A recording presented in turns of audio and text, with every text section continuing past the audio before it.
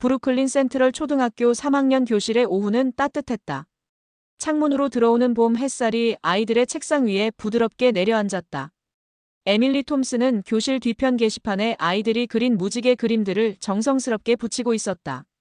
35세, 12년 차 초등교사. 그녀에게 이런 평범한 오후는 여전히 소중했다. 오후 2시 15분, 영어 수업이 시작되었다. 에밀리는 칠판에 패스트 텐스라고 적었다. 아이들은 교과서 32페이지를 펼치고 그녀의 설명에 집중했다. 현재형 동사가 과거형으로 바뀌는 규칙을 배우는 시간이었다. 아이들의 작은 손들이 연필을 쥐고 노트에 단어를 적어 내려갔다. 그때 복도에서 소리가 들렸다. 쾅! 에밀리는 처음엔 누군가 책을 떨어뜨린 소리라고 생각했다. 하지만 다시 들렸다. 쾅! 쾅! 그녀의 몸이 얼어붙었다. 12년간의 교사 생활 동안 매년 2번씩 받았던 총기 난동 대응 훈련이 본능을 깨웠다. 에밀리는 떨리는 목소리로 아이들에게 책상 아래로 숨으라고 지시했다. 그녀의 손은 심하게 떨렸고 교실 문이 자물쇠를 잠그는데 2번의 시도가 필요했다. 불을 끄고 블라인드를 내렸다. 표준 대응 절차였다. 잠그고 숨고 조용히. 휴대폰을 꺼내 911에 전화를 걸었다. 센트럴 초등학교 3층 302호실 학생 22명과 함께 있다고 보고했다. 교환원은 경찰이 출동했으니 문을 잠그고 움직이지 말라고 했다. 복도에서 비명소리가 들렸다. 뛰는 발소리. 그리고 다시 총성. 에밀리는 책상 밑에 웅크린 아이들을 바라봤다. 8살짜리 아이들이 울고 있었다. 그녀는 손가락을 입술에 대고 조용히 하라는 신호를 보냈다. 자신의 손이 얼마나 떨리는지 아이들이 알아차리지 못하기를 바랐다. 20분이 영원처럼 느껴졌다. 경찰이 도착했을 때 에밀리의 다리는 더 이상 그녀를 지탱할 수 없었다. 나중에 알게 된 사실은 정신질환을 앓던 전 직원이 공포탄을 쏜 사건이었다는 것이다. 실탄이 아니었다. 부상자도 없었다. 하지만 에밀리에게 그 구분은 의미가 없었다. 병가 기간 동안 에밀리는 점점 무너졌다. 밤마다 악몽이 찾아왔다. 꿈속에서 교실 문이 열리고 총성이 울리고 아이들이 비명을 질렀다. 깨어나면 온몸이 땀으로 젖어 있었다. 낮에도 상황은 나아지지 않았다. 브루클린 거리에서 차 배기음만 들려도 몸이 굳었다. 문이 갑자기 열리는 소리에 심장이 터질 듯 뛰었다. 슈퍼마켓에서 누군가 뒤에서 갑자기 말을 걸면 비명을 지를 뻔했다. 뉴욕 지하철의 소음조차 그녀를 불안하게 만들었다. 심리상담사는 외상 후 스트레스 장애라고 진단했다. 약물 치료와 함께 인지행동 치료를 권했다. 하지만 3달이 지나도 에밀리는 학교로 돌아갈 수 있다는 확신이 들지 않았다. 교실 문을 여는 상상만 해도 숨이 막혔다. 6월 초 에밀리는 교장실에 사직서를 제출했다. 12년간 쌓아온 경력, 아이들과의 추억, 동료 교사들과의 관계. 모든 것을 내려놓는 순간이었다. 교장은 안타까운 표정으로 그녀의 손을 잡았지만 에밀리는 이미 결정을 내린 후였다. 상담사는 마지막 세션에서 조언했다. 완전히 다른 환경이 필요하다고. 당신이 안전하다고 느낄 수 있는 곳. 그 말이 에밀리의 머릿속에 맴돌았다. 에밀리는 브루클린의 작은 아파트에서 노트북을 켰다. 창밖으로 저녁 거리가 보였다. 사람들이 서둘러 집으로 향하고 있었다. 해가 지기 전에 안전한 곳으로 돌아가려는 듯이. 그녀는 검색창에 입력했다. 세계에서 가장 안전한 나라. 여러 통계 사이트가 나타났다. OECD 보고서, UN 범죄 통계, 여행자 안전 지수. 그리고 한 항목이 눈에 들어왔다. 여성 야간 보행 안전도 1위- 대한민국. 에밀리는 더 깊이 파고들었다. 한국의 범죄율, 응급의료 시스템, CCTV 보급률, 24시간 편의점 문화. 모든 지표가 말하고 있었다. 한국은 안전하다고. 특히 밤에. 밤. 에밀리가 가장 두려워하는 시간. 그녀는 항공권 예약 사이트를 열었다. 뉴욕 마이너스 인천, 편도. 출발일을 다음 주로 설정했다. 손가락이 결제하기 버튼 위에서 망설였다. 35년을 살아온 곳을 떠나본 적 없는 나라로 간다는 것. 한국어 한마디도 모르는 상태로. 하지만 에밀리는 클릭했다. 확인 메일이 도착했다. 2024년 6월 18일. 대한민국 인천국제공항 도착 예정. 그녀는 노트북을 닫고 창밖을 바라봤다. 뉴욕의 저녁 하늘은 붉게 물들어 있었다. 에밀리는 자신이 무엇을 찾으러 가는지 정확히 알지 못했다. 안전? 평화? 아니면 단지 악몽에서 벗어날 방법? 그녀가 아는 것은 단 하나였다. 여기서는 더 이상 버틸 수 없다는 것. 짐을 싸는 일주일 동안 에밀리는 한국에 대한 기본적인 정보들을 찾아봤다. 서울의 지하철 노선도, 기본적인 한국어 인사말, 외국인 등록 절차. 하지만 그녀가 정말로 찾고 있던 것은 통계와 정보가 아니었다. 그녀는 한국에서 밤에 혼자 걷는 여성들의 영상을 반복해서 봤다. 자정이 넘은 서울 거리를 조깅하는 여성, 새벽 편의점에서 물건을 사는 할머니, 심야 버스를 기다리는 직장인들. 그들의 표정에는 두려움이 없었다. 에밀리는 그것을 원했다. 두려움 없는 밤을. 6월 18일 새벽 에밀리는 JFK 국제공항으로 향하는 택시에 올랐다. 큰 캐리어 하나와 백팩 하나. 12년 교사 생활의 퇴직금 통장과 편도 티켓. 그리고 더 이상 잃을 게 없다는 각오. 비행기가 이륙했다. 뉴욕의 불빛들이 점점 작아졌다. 에밀리는 창밖을 바라보며 생각했다. 어쩌면 안전이란 통계가 아니라 느낌인지도 모른다고. 그리고 그녀는 그 느낌을 찾으러 가고 있었다. 지구 반대편 한 번도 가본 적 없는 나라에서. 14시간의 비행 끝에 에밀리는 인천국제공항에 도착했다. 한국 시간으로 저녁 7시. 입국장을 나서는 순간 그녀는 첫 번째 놀라움을 경험했다. 공항이 너무 깨끗했다.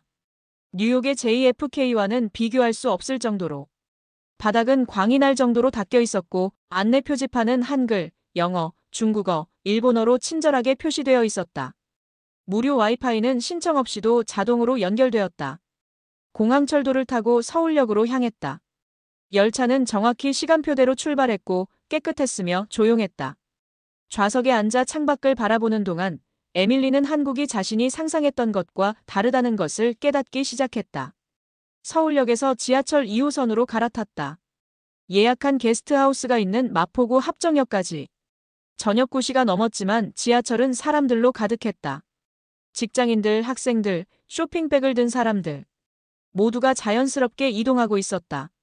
합정역에서 나와 게스트하우스까지 걸어가는 동안 에밀리는 거리의 활기에 놀랐다.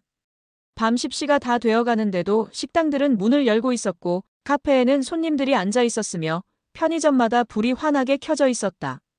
게스트하우스는 작은 4층 건물의 2층이었다. 주인은 영어를 조금 할 줄 아는 40대 여성이었다. 방은 작지만 깨끗했다. 창문을 열자 거리의 소음이 들려왔다. 사람들의 웃음소리, 자동차 소리, 편의점 문이 열리는 소리. 에밀리는 짐을 풀고 침대에 누웠다. 시차 때문에 잠이 오지 않았다.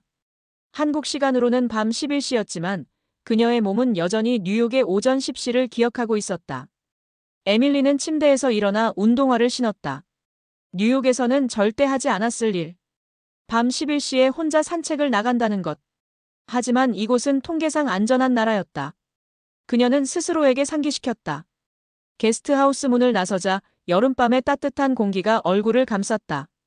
에밀리는 천천히 걷기 시작했다. 골목길을 따라 큰 길로 그리고 다시 작은 길로. 그녀가 멈춘 것은 한 교차로 앞에서였다. 길 건너편에서 20대로 보이는 여성이 조깅하고 있었다. 혼자. 밤 11시가 넘은 시간에. 이어폰을 끼고 가벼운 차림으로. 여성은 아무런 두려움 없이 거리를 달리고 있었다. 에밀리의 심장이 빨라졌다. 뉴욕에서는 절대 볼 수 없는 광경이었다. 밤 11시에 여성이 혼자 조깅을 한다는 것. 그것도 인적이 드문 거리가 아니라 주택가에서. 그녀는 계속 걸었다. 그리고 더 많은 것들을 목격했다. 중년 여성이 강아지를 산책시키고 있었다. 70대로 보이는 할머니가 편의점에서 나와 천천히 집으로 걸어가고 있었다. 10대 여학생 2명이 웃으며 길을 걷고 있었다. 모두 혼자 혹은 친구와 함께. 두려움 없이. 에밀리는 골목길을 돌아 큰 길로 나왔다. CCTV가 곳곳에 설치되어 있었다. 가로등은 밝았고 24시간 편의점마다 환한 불빛이 새어나왔다. 경찰서까지 거리를 표시한 안내판도 보였다. 자정이 되었다. 뉴욕에서라면 에밀리는 절대 밖에 나와 있지 않을 시간이었다.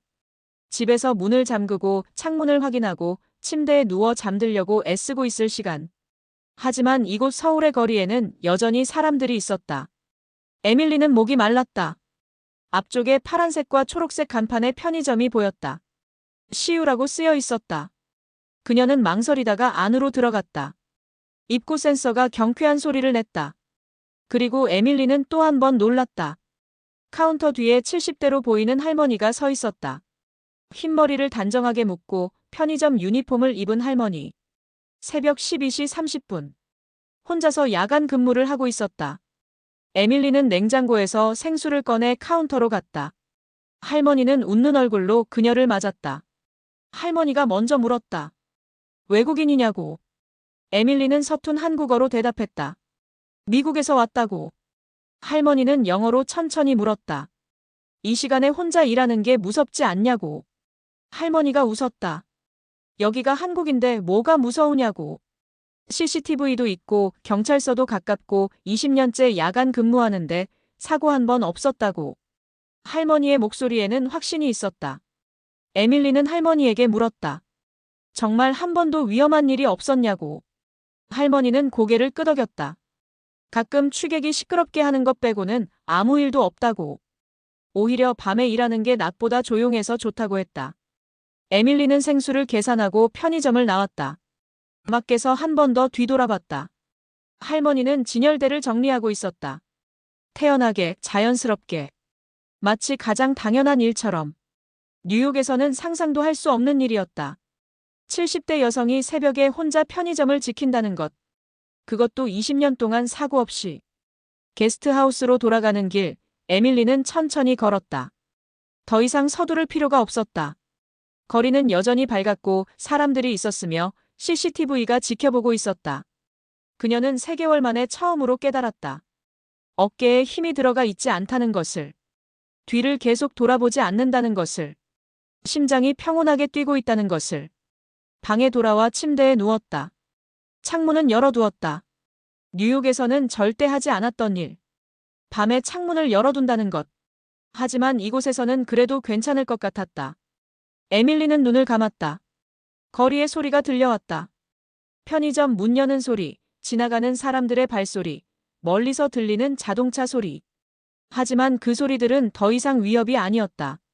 그날 밤 에밀리 톰슨은 12년 만에 처음으로 악몽 없이 잠들었다. 밤이 두렵지 않은 곳. 그녀가 찾던 것이 여기 있었다. 일주일이 지났다. 에밀리는 여전히 불면증에 시달렸다. 하지만 이제 그것이 두렵지 않았다. 새벽 2시에 잠이 오지 않으면 밖으로 나갔다. 거리를 걸었다. 24시간 편의점에서 물을 사 마셨다. 뉴욕에서는 절대 할 수 없었던 일들. 그녀는 자연스럽게 그 편의점을 다시 찾게 되었다. 첫날 밤 만났던 70대 할머니가 일하는 CU 편의점. 처음에는 우연이었다. 하지만 이틀, 사흘, 나흘이 지나면서 에밀리는 의도적으로 그 편의점을 찾아가고 있었다. 할머니는 항상 거기 있었다. 자정부터 새벽 6시까지. 진열대를 정리하고 계산을 하고 가끔 온라인 주문을 준비했다. 에밀리가 들어갈 때마다 할머니는 웃으며 인사했다. 어느 날 밤 에밀리가 편의점에 들어갔을 때 할머니가 먼저 말을 걸었다. 매일 오는 이유를 물었다. 에밀리는 서툰 한국어로 대답했다. 잠이 안 와서 그냥 걷다가 온다고. 할머니는 고개를 끄덕이며 편의점 테이블을 가리켰다. 앉아서 쉬어가라고. 그렇게 대화가 시작되었다. 할머니의 이름은 박영자였다. 72세. 남편과 함께 30년간 이 편의점을 운영했다고 했다. 남편은 주간 근무를, 영자 할머니는 야간 근무를 맡았다. 하지만 5년 전 남편이 갑자기 세상을 떠났고 그 이후로 할머니는 혼자 이 편의점을 지키고 있었다. 에밀리가 물었다. 왜 계속 일하시냐고. 할머니는 간단하게 답했다. 이 일을 놓으면 뭘 해야 할지 모르겠다고. 손님들 얼굴 보는 게 낙이라고.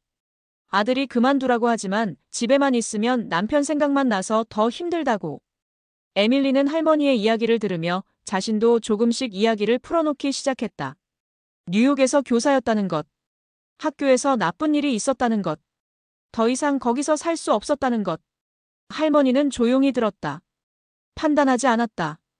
그저 고개를 끄덕이며 공감했다. 일주일 후 에밀리는 할머니에게 한국어를 배우기 시작했다. 편의점 물건 이름부터 라면, 김밥, 우유, 과자. 할머니는 천천히 발음을 알려줬고 에밀리는 노트에 적었다. 그 대가로 에밀리는 할머니에게 영어를 가르쳤다. 간단한 인사말, 숫자, 편의점에서 쓸 수 있는 기본 문장들. 두 사람은 매일 밤 만났다.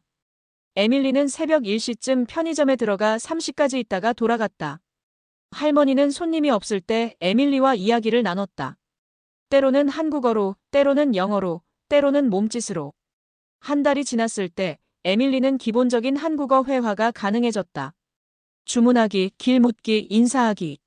할머니 덕분이었다. 그리고 할머니도 변화했다. 외국인 손님이 오면 간단한 영어로 응대할 수 있게 되었다. 어느 새벽 에밀리가 평소처럼 편의점에 들어갔을 때 할머니가 힘들어 보였다. 허리가 아프다고 했다. 진열대에 물건을 채우는 일이 점점 버겁다고. 에밀리는 자연스럽게 도왔다. 박스를 옮기고 진열대를 정리하고 유통기한을 확인했다. 그날 밤 할머니가 물었다. 한국에서 뭘 하며 지내냐고. 에밀리는 답했다. 아직 아무것도 안 한다고. 돈은 조금 있어서 당분간은 괜찮지만 곧 일을 찾아야 한다고. 할머니가 잠시 생각하더니 말했다. 여기서 일해보는 게 어떻겠냐고. 야간 시간이 너무 길어서 힘들다고. 누가 도와주면 좋겠다고 생각했다고. 에밀리는 놀랐다. 자신에게 일자리를 제안하는 건가? 편의점 야간 알바. 뉴욕이었다면 절대 하지 않았을 일. 아니, 할 수도 없었을 일. 밤에 편의점에서 혼자 일한다는 것 자체가 위험했으니까. 하지만 여기는 한국이었다. 에밀리는 비자 문제를 걱정했다. 관광비자로는 일할 수 없었다. 하지만 조사해보니 방법이 있었다. E-2 회화지도 비자.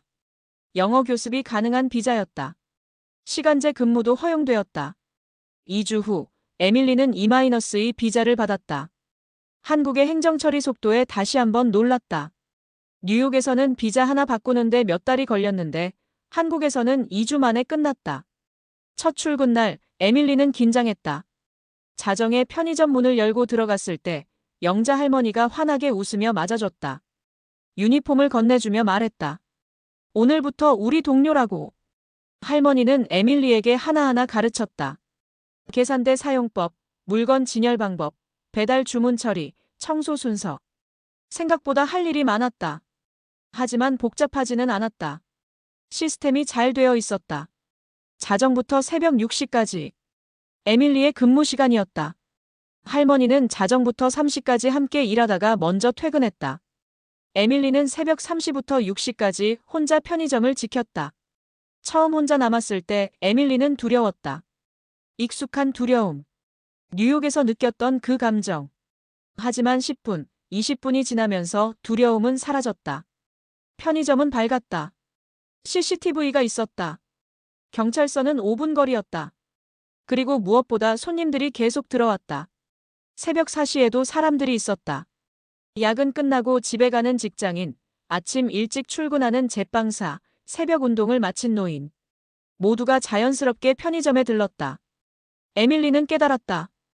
이 도시는 잠들지 않았다. 24시간 돌아가고 있었다. 그리고 그 시스템 안에서 사람들은 안전했다. 첫 주가 지났다. 에밀리는 편의점 일에 익숙해졌다. 손님들을 맞고 계산을 하고 물건을 진열하고 청소를 했다. 단순한 일이었지만 의미가 있었다. 자신이 이 도시의 24시간 안전망의 일부가 되었다는 느낌. 영자 할머니는 에밀리를 친손녀처럼 대했다. 새벽에 김밥을 싸와서 같이 먹었다. 겨울 준비하라며 두꺼운 양말을 선물했다. 한국어 실수를 하면 웃으며 고쳐줬다. 에밀리는 12년간 뉴욕에서 살면서 느껴보지 못한 따뜻함을 경험했다. 피로 연결되지 않았지만 가족 같은 관계. 언어는 달랐지만 마음이 통하는 사이. 어느 날 새벽 손님이 없는 시간에 할머니가 물었다. 한국이 어떠냐고. 에밀리는 웃으며 답했다. 여기서 처음으로 밤이 무섭지 않다고. 할머니는 고개를 끄덕이며 말했다. 그럼 여기가 내 집이 된 거지. 3개월이 지났다. 에밀리는 한국 생활에 완전히 적응했다. 편의점 야간 근무는 이제 익숙한 루틴이 되었고 한국어는 일상 대화가 가능한 수준까지 늘었다. 영자 할머니와의 관계도 깊어졌다. 이제 둘은 단순한 동료를 넘어서 가족 같은 사이가 되어 있었다. 그러면서 에밀리는 한국이라는 나라의 또 다른 면들을 발견하기 시작했다. 어느 날 새벽 2시, 갑자기 배가 고파졌다. 에밀리는 배달 앱을 열었다. 치킨, 피자, 중국 음식, 한식, 야식. 새벽 2시인데도 주문 가능한 음식점들이 가득했다. 그녀는 치킨을 주문했다. 앱에서 실시간으로 조리 상황과 배달원의 위치를 확인할 수 있었다. 20분 후 배달원이 도착했다. 새벽 2시에 오토바이를 타고 온 배달원은 웃으며 치킨을 건넸다. 마치 가장 자연스러운 일처럼. 에밀리는 뉴욕을 떠올렸다. 뉴욕에서는 밤 10시만 넘어도 대부분의 배달 서비스가 중단되었다. 안전 문제 때문에. 택배도 놀라웠다. 에밀리가 온라인으로 옷을 주문하면 다음 날 아침이면 편의점으로 배송되었다. 심지어 새벽에 주문해도 당일 저녁에 도착하는 경우도 있었다. 뉴욕에서는 일주일은 기다려야 했는데 인터넷 속도는 더 말할 것도 없었다. 게스트하우스의 와이파이는 뉴욕 아파트 유선 인터넷보다 빨랐다. 에밀리는 가끔 영상통화로 뉴욕의 친구들과 연락했는데 친구들이 놀랐다. 왜 그렇게 화질이 좋냐고. 에밀리는 웃으며 답했다. 여기가 한국이라고. 결정적인 사건은 어느 새벽에 일어났다. 새벽 3시, 편의점 앞에서 쿵 하는 소리가 들렸다. 에밀리가 밖을 보니 40대로 보이는 남자가 바닥에 쓰러져 있었다. 술에 취한 모습이었다. 에밀리는 당황했다. 뉴욕이었다면 절대 밖으로 나가지 않았을 상황이었다. 하지만 이곳은 한국이었다. 그녀는 편의점 문을 열고 나갔다. 남자에게 다가가 상태를 확인했다. 숨은 쉬고 있었지만 의식이 없었다. 술 냄새가 심하게 났다. 에밀리는 휴대폰을 꺼내 119에 전화했다. 한국에 온 후 처음 하는 긴급 신고였다. 교환원은 침착하게 위치를 물었다. 에밀리가 편의점 주소를 말하자 교환원은 알겠다고 했다. 구급차가 곧 도착할 것이라고. 에밀리는 시계를 봤다. 32분. 36분. 구급차 사이렌 소리가 들렸다. 4분 만이었다. 새벽 3시에 주택가에 4분 만에 구급차가 도착했다. 구급대원 2명이 재빨리 내려 남자를 확인했다. 혈압을 재고 의식 상태를 점검하고 들것으로 옮겼다. 모든 동작이 신속하고 정확했다. 에밀리에게는 목격자로서 간단한 상황을 물었고 고맙다는 인사를 남기고 출발했다. 3시 12분. 모든 것이 10분 만에 끝났다. 에밀리는 편의점으로 돌아와 의자에 앉았다. 손이 떨렸다. 하지만 두려움 때문이 아니었다. 감동 때문이었다. 뉴욕에서 에밀리는 한 번 911을 부른 적이 있었다. 집 근처에서 교통사고가 났을 때였다. 구급차가 도착하기까지 30분이 넘게 걸렸다. 부상자는 그 시간 동안 도로 위에 누워 있었다. 에밀리는 무력하게 지켜볼 수밖에 없었다. 하지만 여기서는 4분이었다. 새벽 3시에 4분. 에밀리는 노트북을 꺼내 검색했다. 한국의 응급의료 시스템.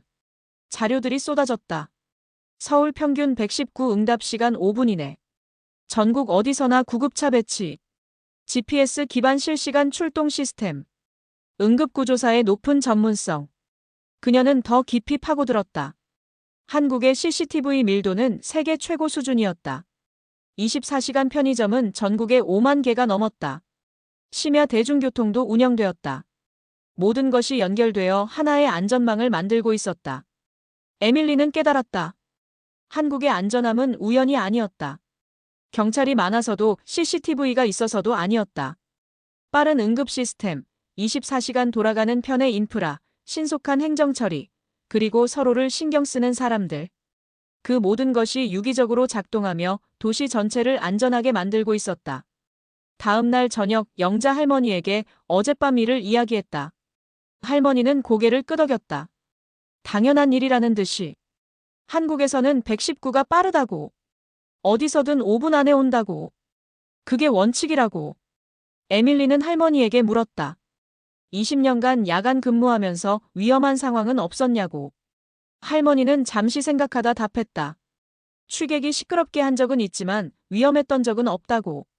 왜냐하면 도움을 요청하면 바로 오니까. 경찰이든 119든. 그리고 CCTV가 있어서 사람들도 함부로 못한다고. 에밀리는 고개를 끄덕였다. 이해가 되었다. 안전이란 단순히 범죄율이 낮은 게 아니었다. 위험한 상황이 생겼을 때 얼마나 빨리 대응할 수 있느냐. 그게 진짜 안전이었다. 그날 밤, 에밀리는 자신의 SNS에 글을 올렸다. 제목은 간단했다. 나는 한국에서 처음으로 밤을 두려워하지 않게 되었다. 본문에는 지난 3개월간의 경험을 적었다. 자정에 조깅하는 여성들, 70대 할머니의 야간 근무 새벽 배달 문화, 4분 만에 도착한 119. 그리고 이 모든 것이 만드는 안전망에 대해. 글은 빠르게 퍼졌다. 한국에 사는 외국인들이 공감 댓글을 달았다. 자신도 비슷한 경험을 했다고. 한국에 와서 처음으로 밤 산책을 할 수 있게 되었다고.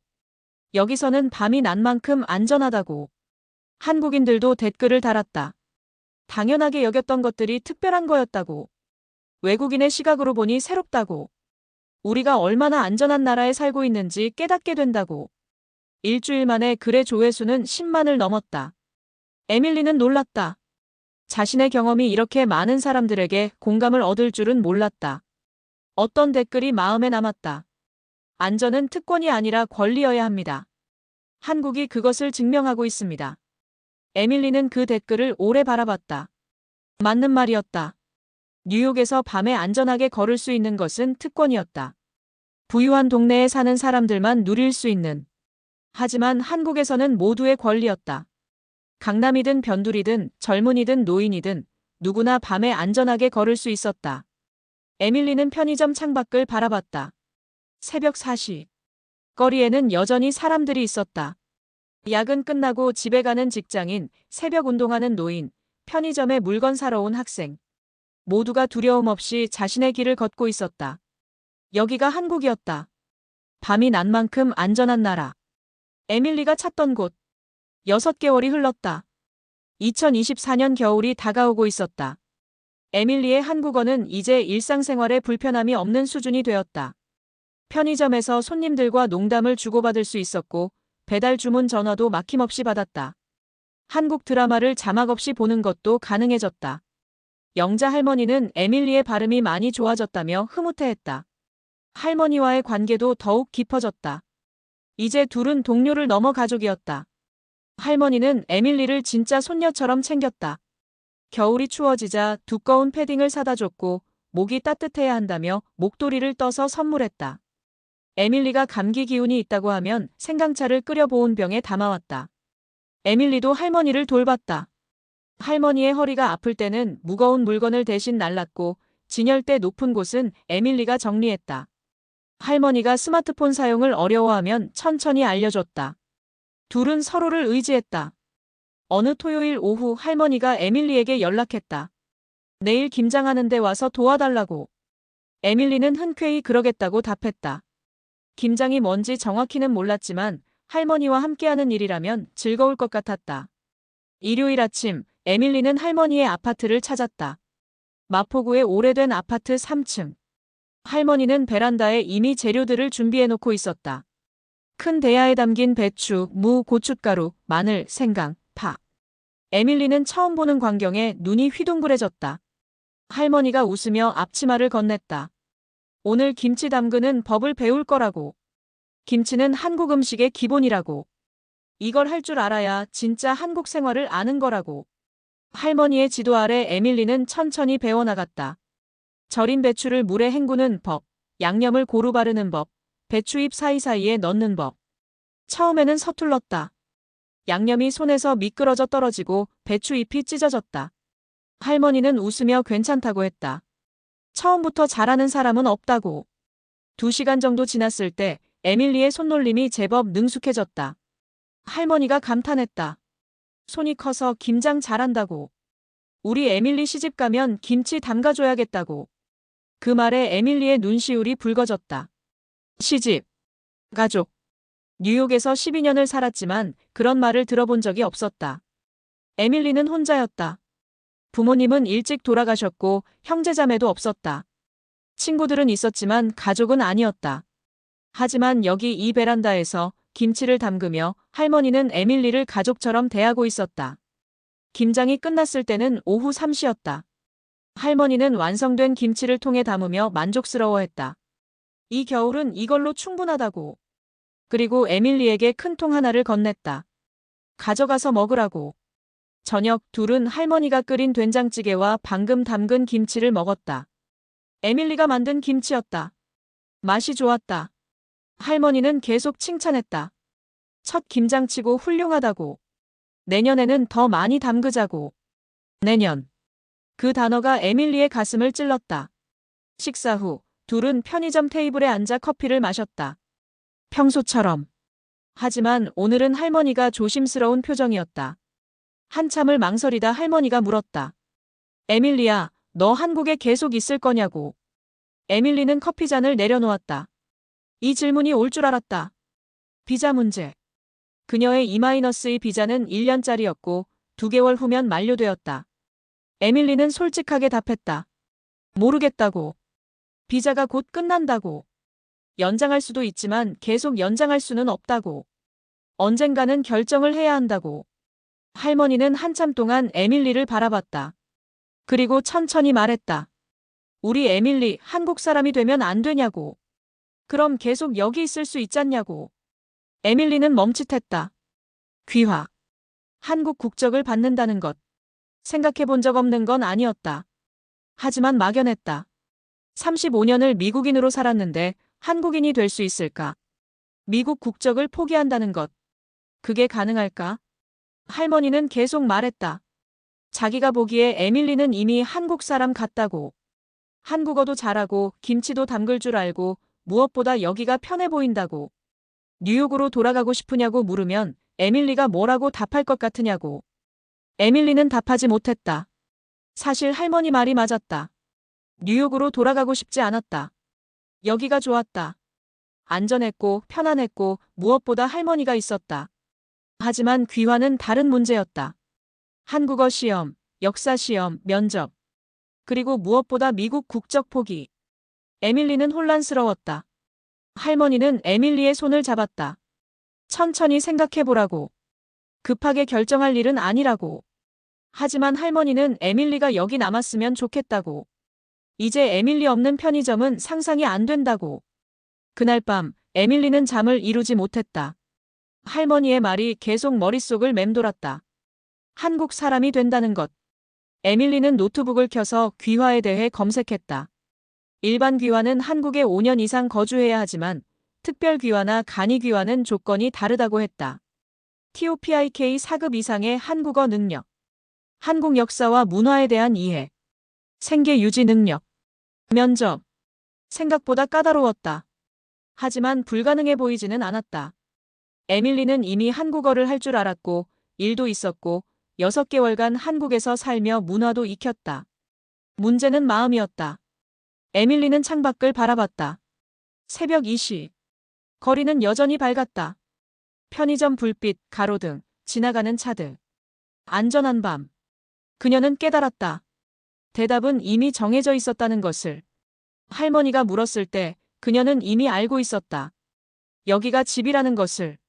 뉴욕은 태어난 곳이지만 한국은 다시 태어난 곳이라는 것을. 할머니가 가족이라는 것을. 에밀리는 노트를 꺼내 적기 시작했다. 귀화 준비 계획.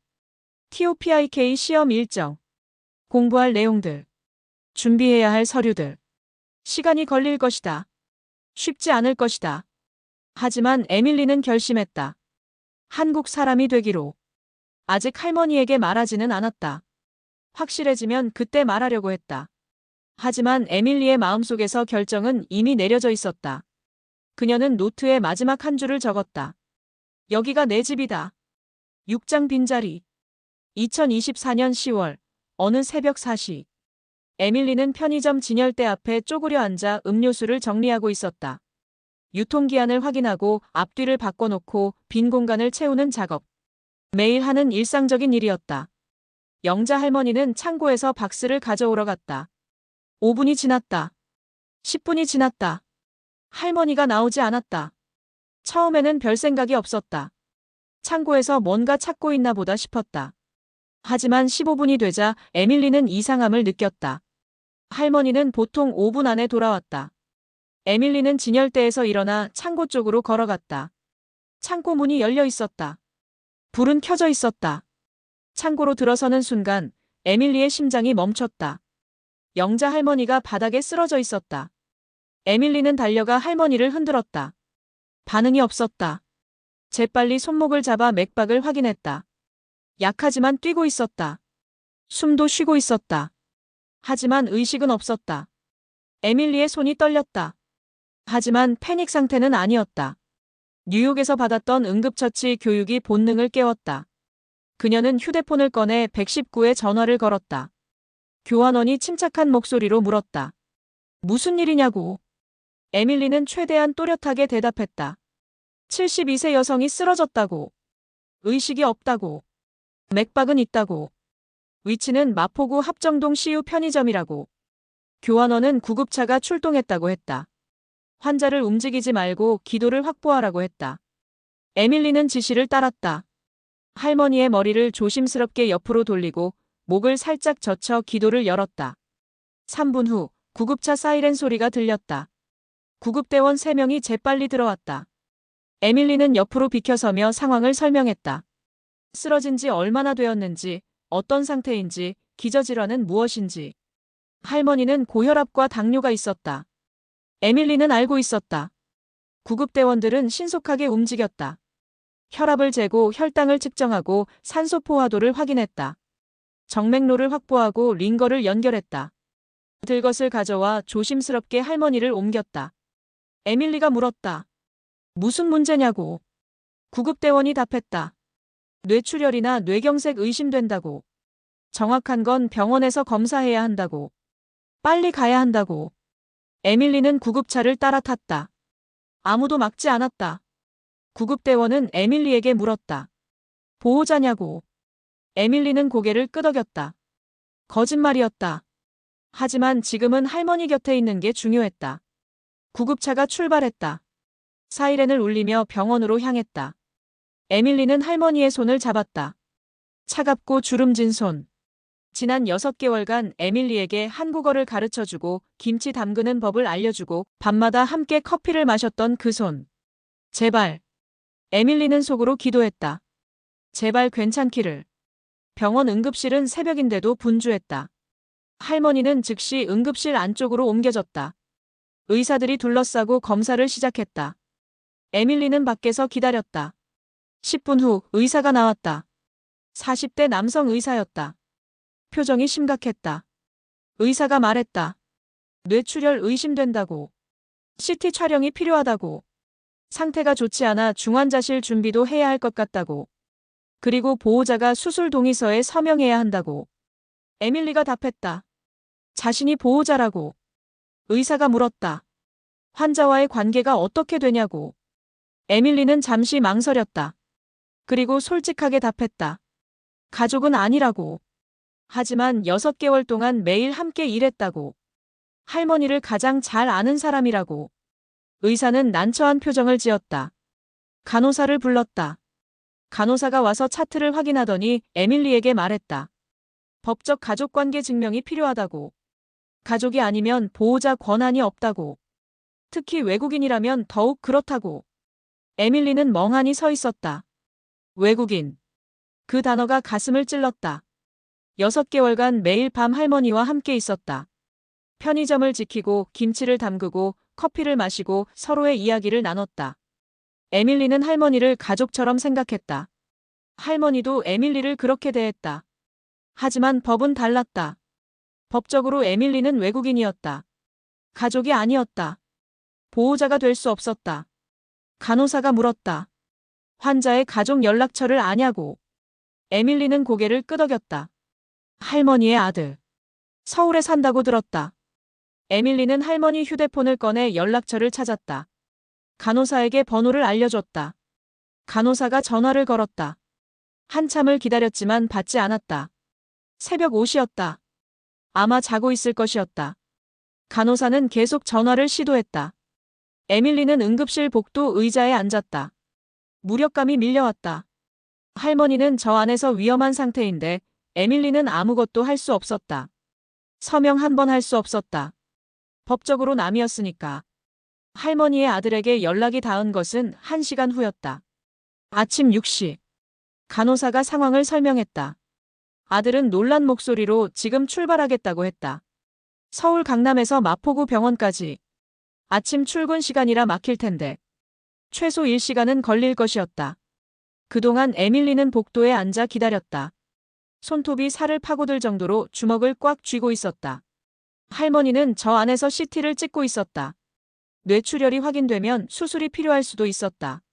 하지만 보호자 동의 없이는 아무것도 진행할 수 없었다. 에밀리는 자신이 얼마나 무력한지 깨달았다. 6개월간 매일 밤 할머니와 함께 있었지만 정작 가장 중요한 순간에는 아무것도 할 수 없었다. 법적으로 증명될 수 없는 관계는 결국 인정받을 수 없는 것이었다. 7시 30분, 복도 끝에서 헐레벌떡 뛰어오는 남자가 보였다. 40대 중반쯤으로 보이는 정장 차림의 남자. 할머니의 아들이었다. 그는 간호사 스테이션으로 달려가 신분증을 보여주며 뭔가 말했다. 간호사가 고개를 끄덕이고 서류를 내밀었다. 아들은 재빨리 서명했다. 그제야 의사가 나왔다. 아들에게 상황을 설명했다. 뇌출혈이 확인되었다고. 수술이 필요하다고. 지금 수술실을 준비 중이라고. 아들이 고개를 끄덕이며 동의서에 서명했다. 모든 것이 순식간에 진행되었다. CT 촬영, 수술 준비, 중환자실 예약. 보호자가 서명하자 모든 절차가 굴러가기 시작했다. 에밀리는 멀리서 그 모습을 지켜봤다. 그녀는 철저하게 외부인이었다. 4시간 동안 할머니 곁을 지켰지만 정작 중요한 결정은 1시간 만에 도착한 아들이 내렸다. 아들이 에밀리를 발견하고 다가왔다. 그는 허리를 숙여 인사했다. 어머니 많이 도와주셨다고 들었다고. 정말 감사하다고. 혼자였으면 어떻게 될 뻔했다고. 에밀리는 고개를 끄덕였다. 할머니가 괜찮아지기를 바란다고. 뭐든 도와줄 수 있는 게 있으면 말하라고. 아들은 다시 한번 감사하다고 말하고는 의사와 이야기하러 갔다. 에밀리는 혼자 복도에 남았다. 그녀는 처음으로 깨달았다. 자신이 얼마나 이방인인지. 매일 밤 함께했지만 법적으로는 남이었다. 김치를 함께 담그고 커피를 마셨지만 가족이 아니었다. 할머니를 사랑했지만 보호자가 될 수 없었다. 에밀리는 병원 밖으로 나왔다. 아침 햇살이 부시게 빛나고 있었다. 출근하는 사람들이 거리를 지나갔다. 일상은 계속되고 있었다. 하지만 에밀리의 마음속에서는 무언가 단단해지고 있었다. 나는 여기 있지만 여기 속하지 못했구나. 그 생각이 머릿속을 맴돌았다. 하지만 동시에 다른 생각도 떠올랐다. 그럼 속하면 되잖아. 법적으로도. 에밀리는 주머니에서 휴대폰을 꺼냈다.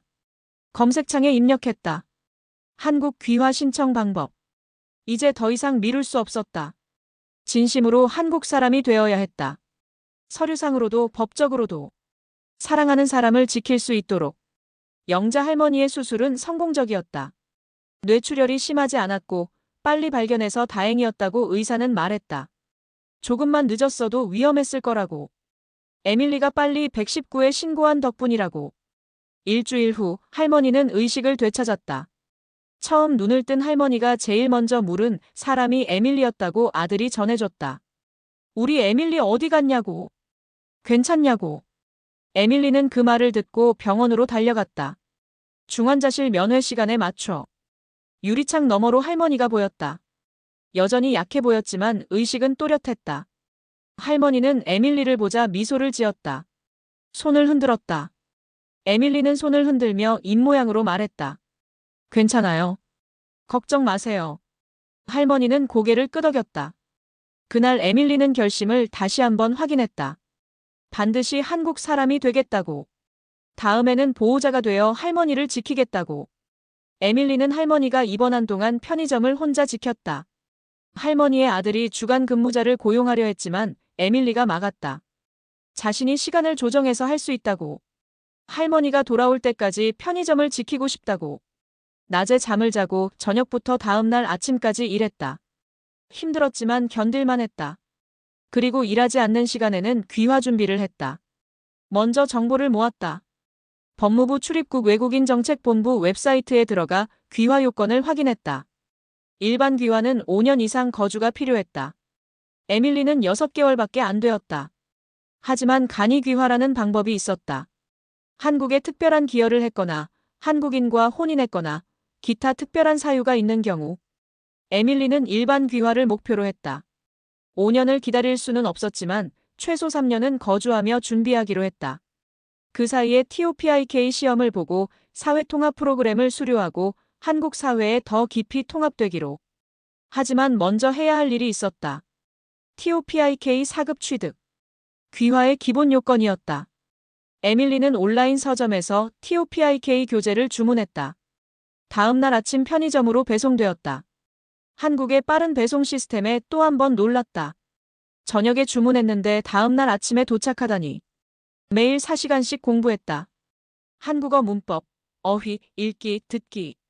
이미 일상 회화는 가능했지만 시험은 달랐다. 격식체, 존댓말, 한자어, 속담. 배워야 할 게 산더미였다. 2주 후 할머니가 퇴원했다. 많이 회복되었지만 아직 완전하지는 않았다. 의사는 3개월간 무리하지 말고 쉬라고 했다. 할머니는 편의점 일이 걱정되었지만 에밀리가 안심시켰다. 자신이 다 할 수 있다고. 할머니는 건강 회복에만 집중하라고. 할머니가 집에서 요양하는 동안 에밀리는 매일 들렀다. 병원에서 퇴근하는 길에. 식사는 했는지, 약은 먹었는지, 불편한 곳은 없는지 확인했다. 할머니의 아들도 자주 왔지만 에밀리의 방문을 더 기다렸다. 어느 날 저녁 할머니가 조심스럽게 물었다. 에밀리가 요즘 무슨 공부를 하냐고. 에밀리는 TOPIK 교재를 보여줬다. 한국어 시험 준비 중이라고. 할머니가 물었다. 왜 그런 어려운 시험을 보냐고. 에밀리는 잠시 망설이다가 말했다. 한국 사람이 되려고요. 진짜로. 할머니의 눈이 커졌다. 그리고 천천히 미소가 번졌다. 우리 에밀리, 드디어 결심했구나. 할머니는 에밀리의 손을 꼭 잡았다. 뭐든 도와주겠다고. 한국어도 가르쳐주고 역사도 알려주겠다고. 에밀리는 고개를 끄덕였다. 고맙다고. 하지만 시험은 어렵다고. 한국 역사, 문화, 법. 배울 게 너무 많다고. 할머니가 말했다. 걱정 말라고. 천천히 하나씩 하면 된다고. 중요한 건 마음이라고. 에밀리는 이미 마음으로는 한국 사람이라고. 3개월이 지났다. 에밀리는 TOPIK 시험에 등록했다. 온라인으로. 신청 과정이 놀라울 정도로 간단했다. 회원 가입, 사진 업로드, 시험료 결제. 5분이면 끝났다. 뉴욕에서는 이런 시험 신청에 서류를 우편으로 보내고 몇 주를 기다려야 했는데 시험 결과도 놀라웠다. 시험 본 지 정확히 3주 후 온라인으로 결과가 발표되었다. 공지된 날짜, 공지된 시간에. 에밀리는 4급을 받았다.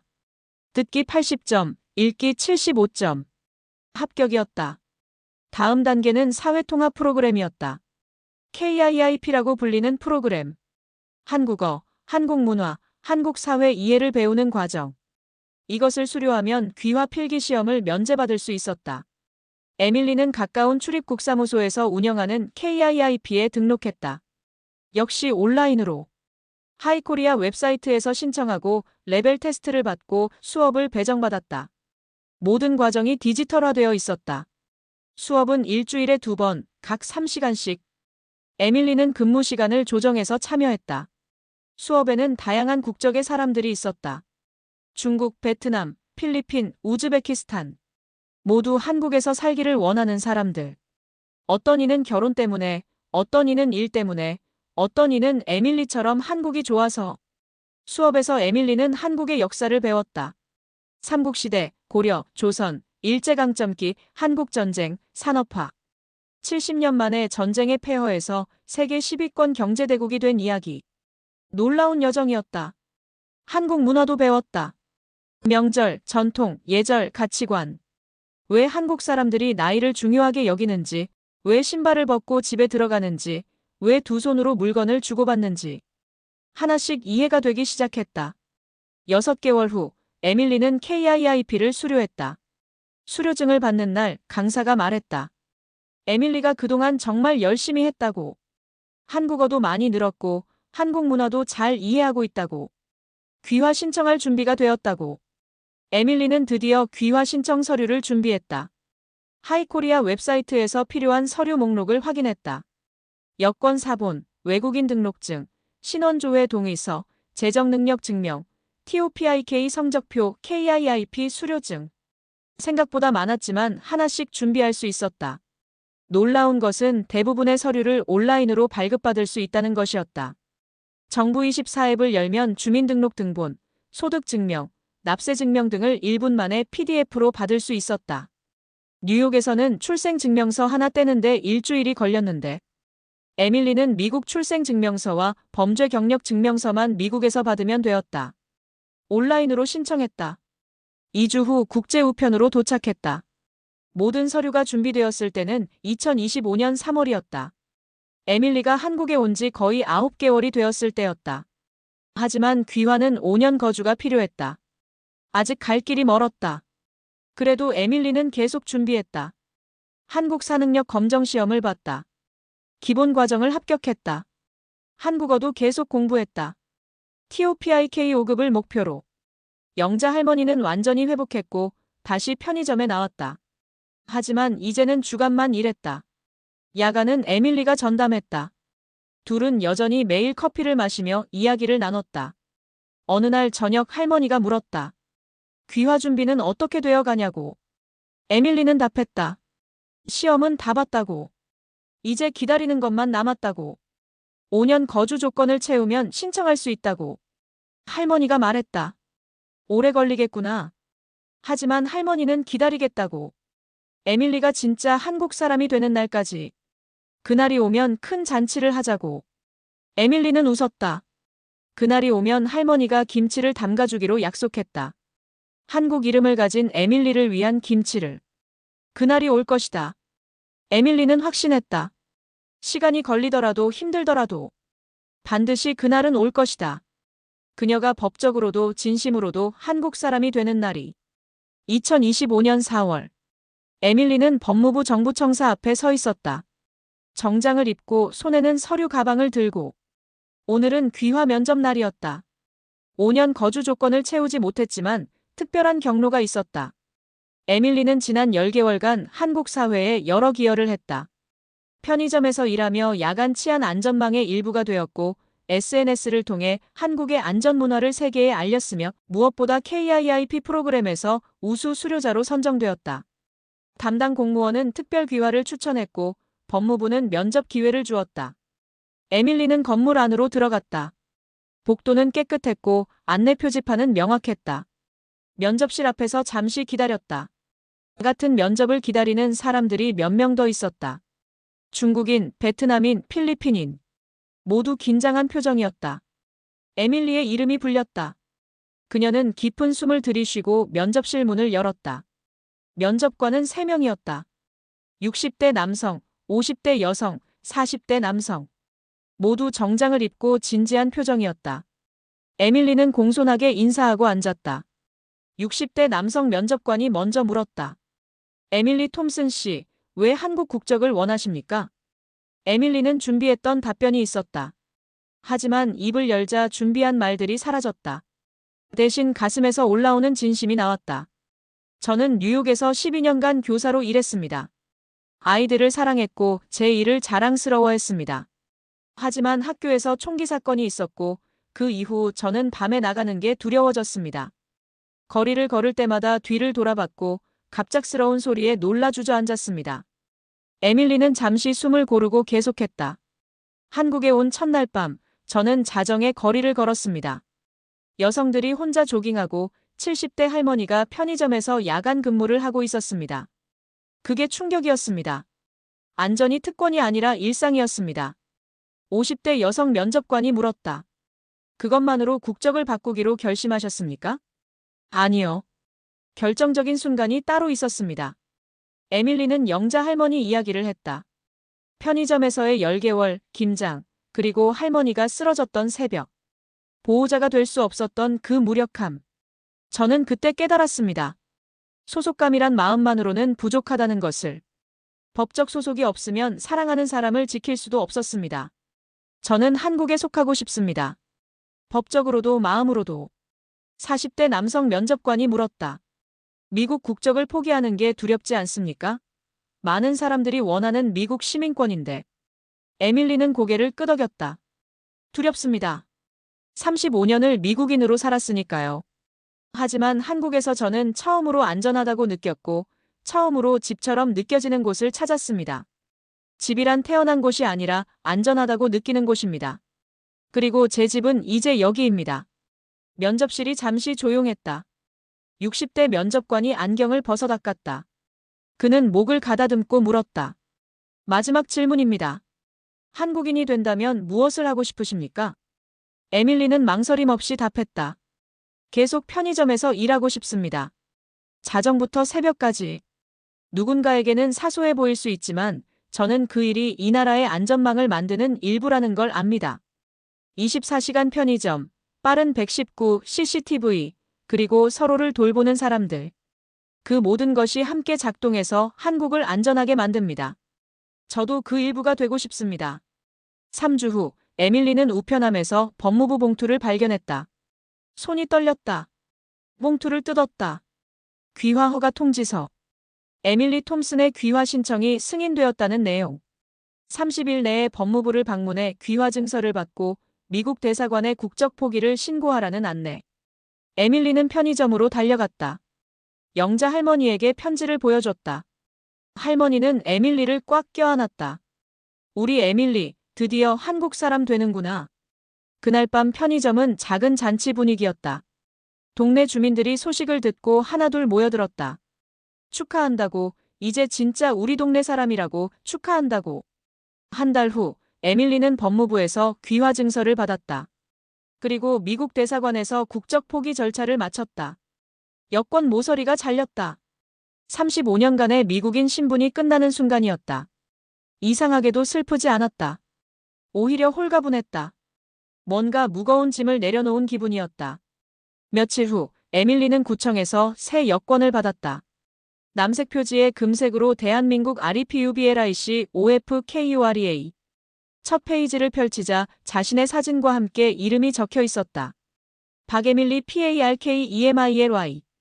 영자 할머니가 지어준 이름이었다. 에밀리도 좋지만 성이 있어야 진짜 우리 사람이라고. 막시. 할머니의 성.